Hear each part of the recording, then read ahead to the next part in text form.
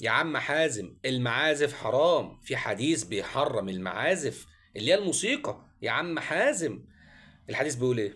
الحديث بيقول: لا يكونن من امتي اقوام يستحلون الحر والحرير والخمر والمعازف.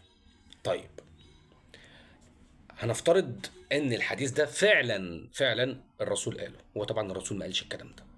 ليه؟ لان الرسول مش هيحلل او يحرم حاجه بره القران. بصوا كده يا جماعه، كلمه اقوام، اقوام جمع قوم، والقوم رجال ونساء. نفترض صحة الحديث ده.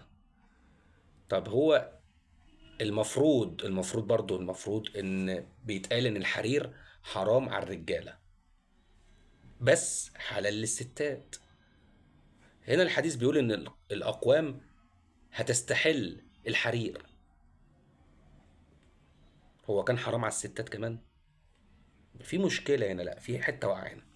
طب ايه بقى اللي حرم المعازف قبل كده؟ بص كده، النص بتاع الحديث بيقول لك ان هيستحلوا الحرير ويستحلوا المعازف. خلينا في الاثنين دول، خلينا في المعازف.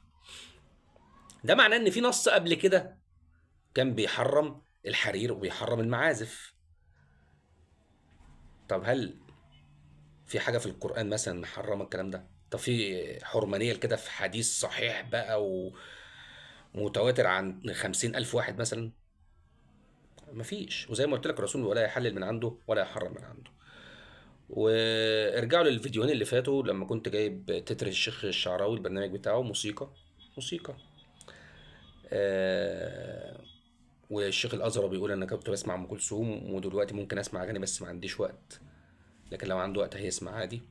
وقال كده على فكره.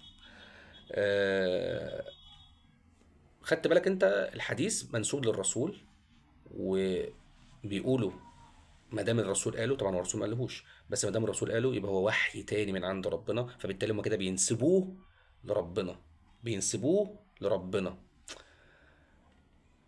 اه، والذين يكتبون الكتاب ثم يقولون هذا من عند الله. بالظبط كده، هو ده لهو الحديث.